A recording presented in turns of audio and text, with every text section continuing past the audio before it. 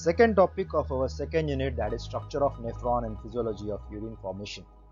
This topic is related to physiology of excretion, and before we go on or start with the physiology of excretion, let's first of all understand what are the different types of organs involved with the process of excretion in case of vertebrates. What is excretion? Now, in a layman's language, excretion is removal of all the metabolic waste products which are generated during the process of metabolism taken up by the cells of your body. This removal is known as excretion. So everything, whatever waste product is generated by our body, like say for example, we generate carbon dioxide, or we generate different salts, or we generate the nitrogenous waste product, all of this waste product, or we also have some water, excess of water, not water is a waste product, but excess of water. The metabolic waste which is generated during the process of metabolism has to be removed from our body, and this removal is known as excretion. What are the different excretory organs in a vertebrate body? For example, skin is one of the excretory organs. Yes, students, skin. Skin is responsible for removal of salts. It is responsible for removal of carbon dioxide. In some of the vertebrates, say for example in case of amphibians, where the cutaneous respiration is or the presence of skin also helps in releasing or gases diffusion. So it also takes up oxygen and release out carbon dioxide. So skin in some animals is a skin or is a organ of excretion, as well as excess of water can also be released out or removed from the body with the help of skin. As we all know that we have perspiration or sweat, that is because excess of water is released out, and along with water we also release out some salts which are not required in our body. The second organ of excretion is lungs. What we release out is water and carbon dioxide. Carbon dioxide has to be removed from our body, and lungs are the perfect organ to remove the carbon dioxide from the body. Then liver. Since liver is responsible for secretion of bile pigments. If you remember, the RBCs, when they die, or we say when the lifetime of an RBC gets over, the hemoglobin present in the RBC has to be recycled, and bile is that protoporphyrin, the molecule of our hemoglobin which has to be thrown out of the body. Bile pigment is responsible for giving yellow color to the stool. Bile is released out into the lumen of the small intestine, actually the duodenum, and the yellow color for the stool to the stool is because of bile. Then we have alimentary canal. Alimentary canal means the digestive tube. The alimentary canal removes certain salts along with the fecal matter. Now students, fecal matter is not excretory product. Don't just confuse between excretion and fecal matter. There is a difference. Excretion is related to throwing out toxic materials or toxic metabolic waste products. Fecal matter is the digested food which is not being used anymore. It has to be sent out of the body because it is now of no use. So fecal matter, along with the fecal matter, certain salts are thrown out of the body, removed from the body along with the certain salts, and that function is done by alimentary canal. In fishes, the gills are the respiratory organ, and gills in case of marine fishes are responsible to throw out or remove out excess of salt. Remember, marine fishes has to maintain the salt concentration in their body, so that they have to maintain a osmotic pressure so that their body does not get dehydrated. If the body gets too much of salt and the water enters in their body, they may not survive. If the body does not have salt, the reverse may happen and the body may lose all the water. So to prevent the desiccation of their own body or dehydration, the marine fish has to maintain the salt concentration in their body, and for that the gills helps them.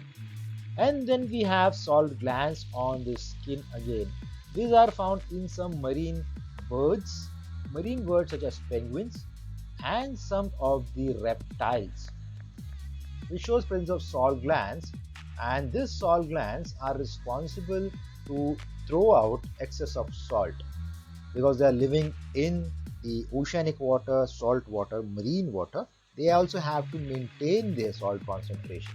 And then we have kidney, a major excretory organ in case of a vertebrate body. Removal of excess of water. So kidney is responsible for removal of excess of water. It is responsible for throwing out nitrogenous waste product. It is responsible for throwing out salts, and this all is thrown out by a secretion. We can't call it as a secretion, but we call it as a filtration of kidney known as urine.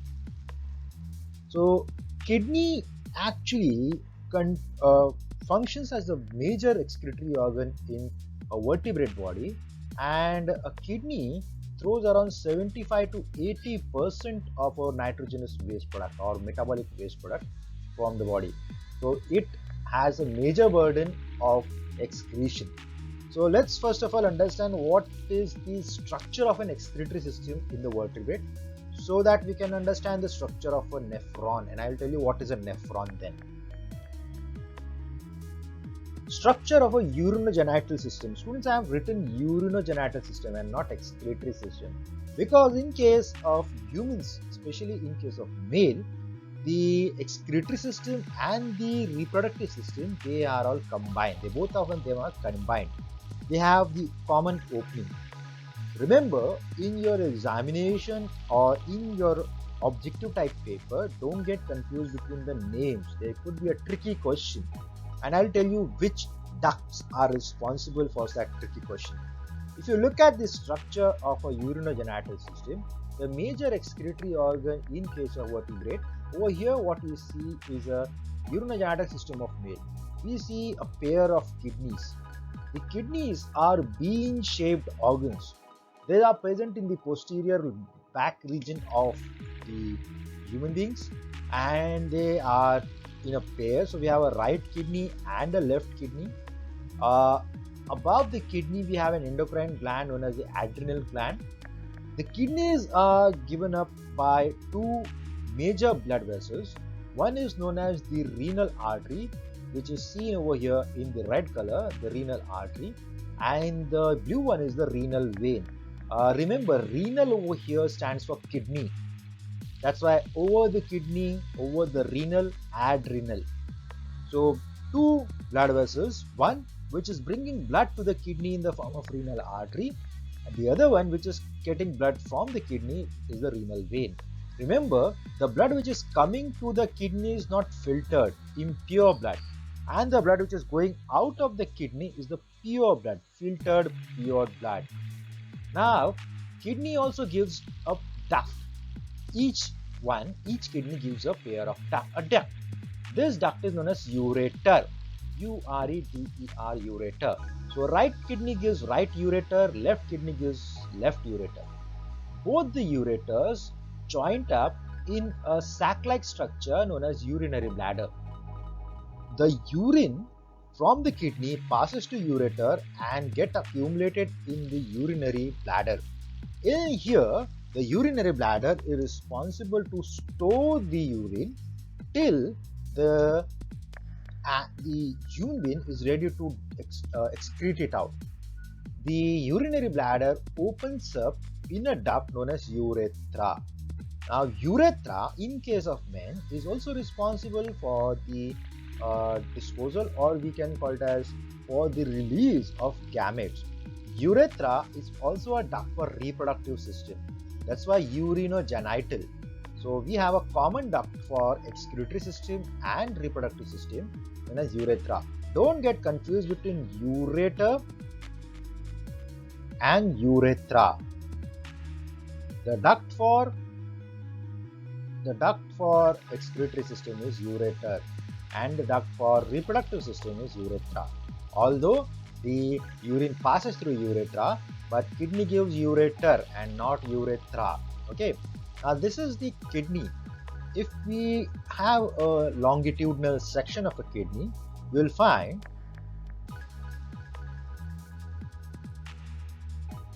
a kidney is made up of, it's a globular organ. It has two portions, two zones actually. An internal zone known as medulla and an outer covering known as cortex. The medulla has an internal cavity-like structure which is called as the pelvis. Now this kidney pelvis, this region, the pelvis is the region where the urine is accumulated, and from here the ureter collects the urine and gives out to the urinary bladder. The cortex and the medulla are made up of different or one single unit of excretion which is called as the nephron. You can see the renal artery and the renal vein which are innervating the cortex as well as the medulla, and the renal artery which is giving blood to the cortex and medulla, whereas the renal vein which is collecting blood from the cortex and medulla. If we zoom it or if we magnify this structure over here, the cortex as well as medulla, you will find there's a single functional unit of excretion which we call as nephron present in the kidney. Each kidney has around 1 million nephrons. 1 million nephrons. Now, what is a nephron and how the nephron functions, we are going to see that.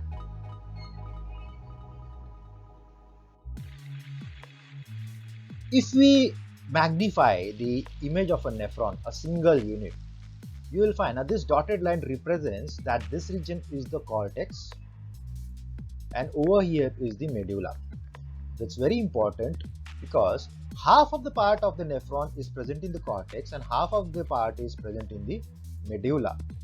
Now a nephron, a single unit of nephron is comprising of actually three different parts. A capsule known as the Bowman's capsule,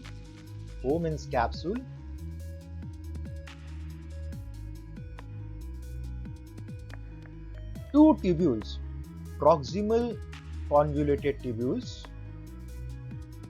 proximal and distal convoluted tubule, and a descending tubule and an ascending tubule. Descending tubule because it is going down, ascending tubule because it is coming up. This tubule, the descending and the ascending tubule, together form a loop which is called as Henle's loop.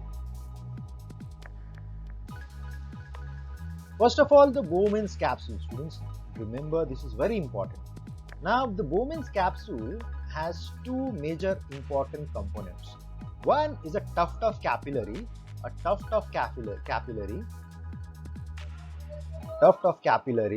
which is called as the glomerular.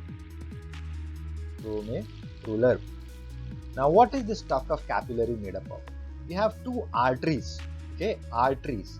One which is supplying blood to the tuft, which is known as afferent arteriole, and the other artery which is collecting blood from the glomerular, known as efferent arteriole.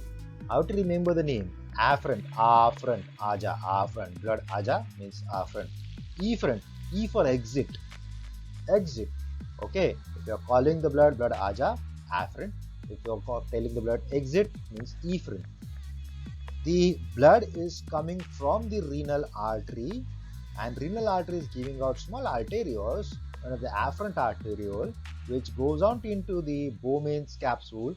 The Bowman's capsule, has a small tuft, one of the glomerular tuft, and this glomerular tuft, how it is formed, the afferent arteriole then bifurcates into small capillaries, a network of capillaries, a bunch of capillaries, and this bunch of capillaries or this network of capillaries then fuse together and again form a small artery known as the efferent artery. The diameter, or you can say the size of the efferent artery, is smaller compared to the afferent artery is smaller compared to the efferent artery, because to maintain the pressure.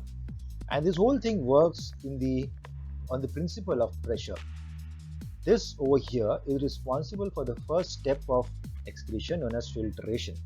Now, once the efferent arteriole is formed, you will see that the efferent arteriole again bifurcate into different branch. This branching and this branch of arteries then engulf or they cover up a network-like thing. They cover up or they form a network-like thing around the complete nephron.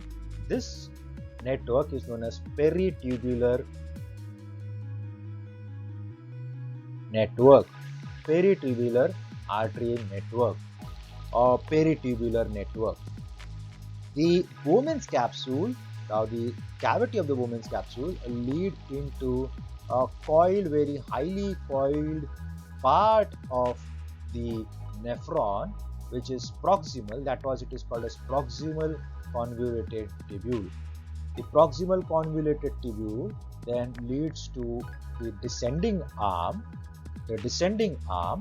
of the Henle's loop, which takes a U-turn and then starts ascending an ascending arm and reach to the distal convoluted tubule, because it is present in the distal region, the distal convoluted tubule, which opens up in a single excretory duct known as the collecting duct, which opens up into the renal pelvis.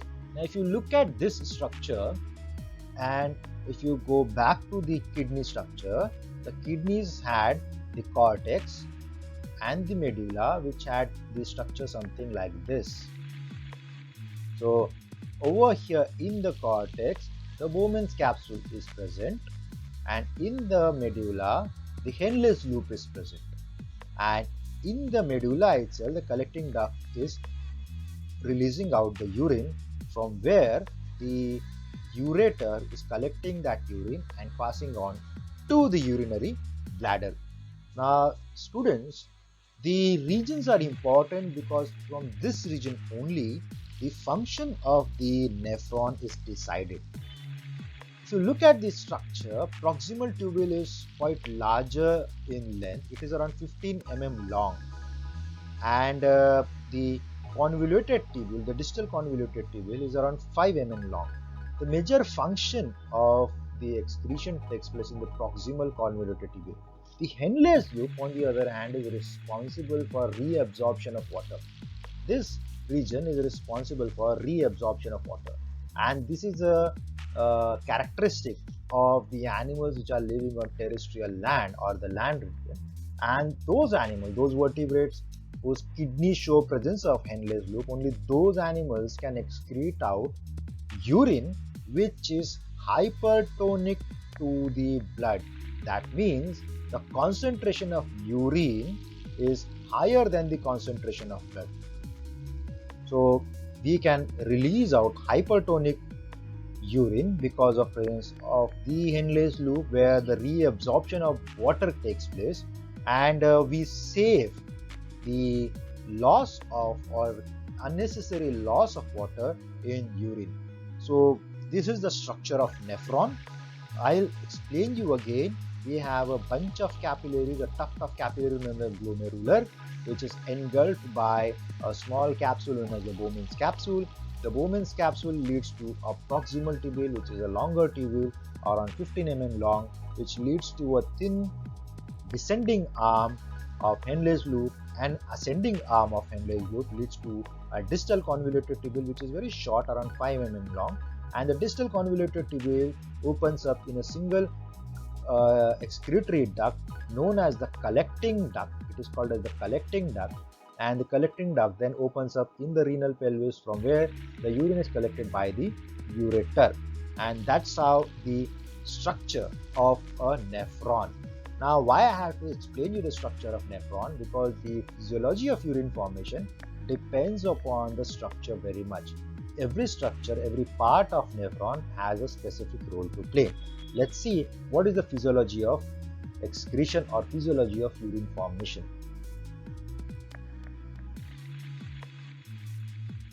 Now, when we talk about physiology of urine formation, we have 4 steps. First is glomerular filtration, in which the Bowman's capsule and the glomerular has a role to play.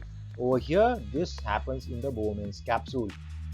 And this is a passive process. You don't require any kind of energy over here, and this happens due to the pressure difference in the blood and in the Bowman's capsule.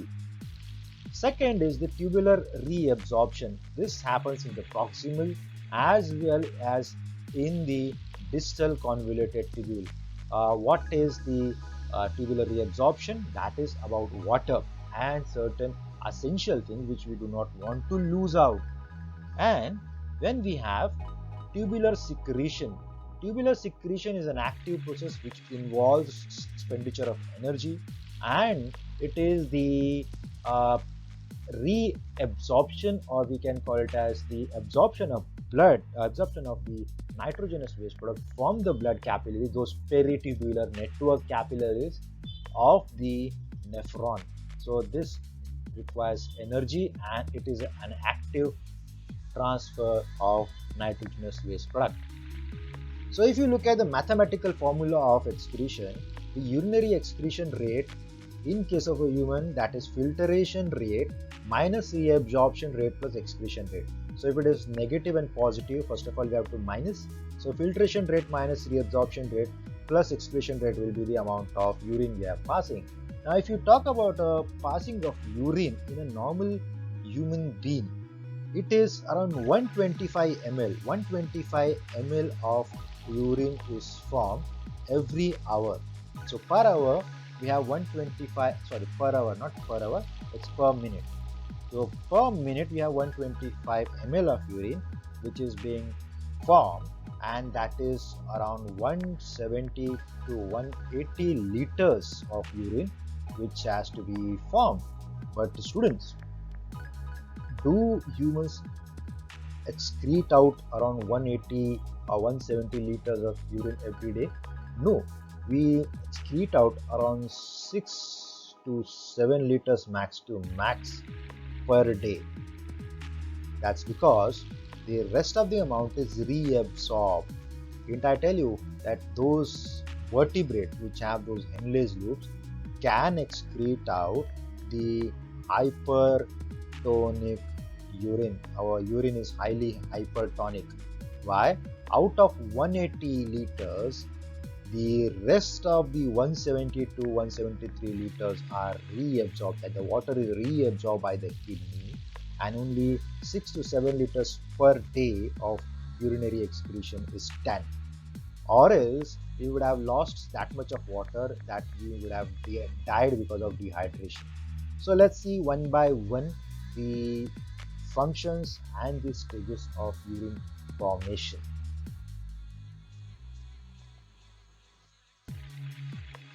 So the first step of urine formation is glomerular filtration. Now for glomerular filtration, it's a very simple thing what we have to understand. Students, the first step, which involves that separation of a cell and the protein-free fluid by a simple mechanism process or simple mechanical process of pressure filtration.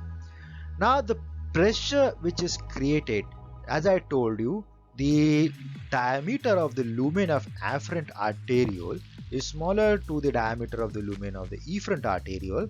So what happens when the blood comes to the Bowman's capsule, the glomerular, it is with high pressure, and when it is present in high pressure, it filters out. So the first step of filtration takes place in the Bowman's capsule. The second step of reabsorption takes place in the proximal convoluted tubule and the distal convoluted tubule. As a third step, that is the secretion, that is from the peritubular capillaries, the nitrogenous waste product goes back to the nephron, that is the secretion. And the fourth is like urinary excretion. Now to understand the hydrostatic pressure which is faced by the glomerular capillaries. Now the glomerular capillaries over here, that is the tuft of capillaries present in the glomerular, they face of a pressure of around 70 mm of the phase of pressure of around 70 mm mercury. Okay, this 70 mm of mercury pressure is sufficient enough for a passive way of filtration. This is the simple filtration method. But along with the nitrogenous waste product, water is also released out, or water is also given up in the proximal convoluted tubule. So what consists or what is filtered out, except protein. So blood plasma proteins are not filtered out. What we have over here in the Bowman's capsule will be water. We'll have salt. So we'll have water, we have salt, we'll have sugar, some of the sugar, we have urea and uric acid, that is the nitrogenous waste product, and some other substances. Now what happens, this pressure leads to filtration. The water is released out. So when this released out, this is the place where humans have, where around 125 ml per minute of filtration takes place, and in a day we filter around 170 to 180 liters of the blood and water is given out. And remember, and out of that 170 liters or 180 liters, out of that 180 liters, we reabsorb 174 liters of water back in our body. So every minute around 120 ml of your blood is filtered. So the kidneys are considered to be the best filtration organ of your body. If there's a failure in functional of kidney, or there's a renal failure, there won't be filtration of kidney and filtration of blood, and the toxins will get accumulated in different tissues and different cells of your body, leading to toxicity. So let's see what happens in next step. Tubular reabsorption is very important. Now see, the water and some of the dissolved substances are continuously reabsorbed through the walls of the tubule. Maximum reabsorption happens over here in the proximal convoluted tubule. So water is reabsorbed. Now why do we need to reabsorb? Because we want to save ourselves from dehydration. Around 85% of water is reabsorbed. That means around 15% is still remaining in the urine. And we have reabsorption of sodium, chlorine and bicarbonates. Remember bicarbonates as a buffer, as well as we also have a reabsorption of glucose. If this does not happen, we will lose the glucose, which is an energy source. And this is very important, because if the reabsorption process does not function properly and glucose is excreted out.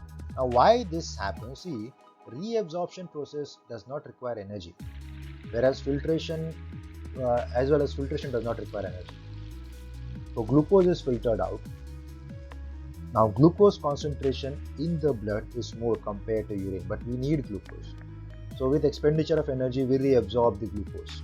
Glucose is sent back to the blood. Why? Because we need glucose. If suppose the glucose concentration is more in the urine compared to the blood, the glucose will be expelled out. It will be excreted out. And when this happens, when the person is diabetic, when the glucose concentration in your blood is very high, the body starts throwing it out. It's excretory organ, na? Kachra bahar feekna hai. And for kidney, whatever in excess is a waste product. So it throws the glucose out if it is present in excess. That's why the diabetic persons show presence of glucose in their urine, and glucose is an abnormal constituent of urine. We don't find glucose in a normal person's urine. Now this thing, after the reabsorption is over in the proximal convoluted tubule, whatever urine which is sent to the distal convoluted tubule gets only about 1% of the original filtrate left. So in the distal convoluted tubule, only 1% of the original filtrate reaches. 99% of the filtrate is again reabsorbed. Okay, so what reaches to the distal convoluted tubule is actually the 1% of the original filtrate. So whatever it filtered over here in the Bowman's capsule, and then when it passes through the proximal convoluted tubule and the Henle's loop, by the time it reaches to the distal convoluted tubule, uh, only 1% is remaining. Rest of the 99% is reabsorbed by this peritubular capillaries, and that's why these capillaries are very much important.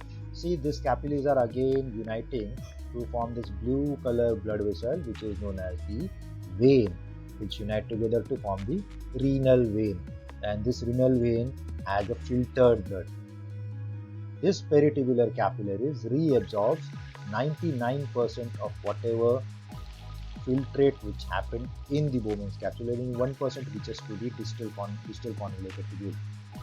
Now, once this reaches, and all the other essential elements, all the other essential minerals are reabsorbed, such as glucose, phosphates, we have bicarbonates, we have the potassium, or the sodium, or the chlorine.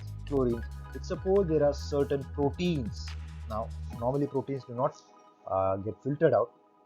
If suppose there are certain proteins, they are also reabsorbed back in the peritubular capillaries before passing out through the distal convoluted tubule. Now, sodium is absorbed by different types of transport system. Now, we are going to see what are those transport systems. And normally this whole process of reabsorption happens or completed in proximal convoluted tubule. The distal convoluted tubule has a very low or very less amount of work to take place in the tubular reabsorption process, but it has a very high or it has major role in the next step, that is the tubular secretion. Tubular secretion is an active process. It requires energy, okay, and it increases the overall efficiency of extracting the waste product from the blood. Now, what happens? Something suppose is reabsorbed, like some nitrogenous waste products are reabsorbed back in the peritubular capillaries. The tubular cell, the nephron cells, the ascending arm, especially the ascending arm and the descending arm of your Henle's loop, they will again reabsorb back from those peritubular capillaries all the nitrogenous waste products, which are, suppose if they have been reabsorbed, or suppose if they have been left out by filtration, it is reabsorbed by the nephron tubule cells, and this process requires energy, or this process required in a very simple form ATP, and this happens because the sodium potassium level reactive hydrogen secretion is mediated by the ion sensitive channels over here. Now these cells, these are like small gates which opens up and closes with the help of ATP, and they take up all the nitrogenous waste products which are left behind in the blood vessels back to the lumen. So if suppose along with water again some of the nitrogenous waste product has been reabsorbed, it will get back, it will absorb it back, okay, and this requires energy. So this tubular secretion happens in the distal convoluted tubule. This tubular secretion happens majoritarily in the distal convoluted tubule and the proximal convoluted tubule. The Henle's loop is responsible for majoritarily reabsorption of water, tubular reabsorption. Here you can see even the collecting duct, the collecting tubule, which is collecting from the distal convoluted tubule, even that also gives back your blood, or that also gives back the water, majority of the water back to the blood, so that we don't lose that much of water. So what have we learned, students? See, in case of vertebrates, due to the presence of Henle's loop, we can secrete out hypertonic, means we are actually going against the law of osmosis. Hypertonic urine, that means the concentration of urine will be higher compared to the blood concentration. Normally what happens, the osmotic law says flow of water is from lower concentration to higher concentration. but we are reabsorbing the water back in the blood. And that's why with the help of reabsorption process we can do that. And what do we learn? That in the glomerular capsule or the glomerular tuft, the process is passive. We don't require any energy, it's normal filtration. But the other two steps, whether it is the reabsorption or the tubular secretion, they both require energy in the form of ATP, and what happens is an active transfer. The both of the steps are necessary for us to have a normal secretion or normal excretion of nitrogenous waste product. So this is about the physiology of urine formation, and in the next lecture we'll be dealing with countercurrent theory and the other coming topics of this unit. Thank you, students.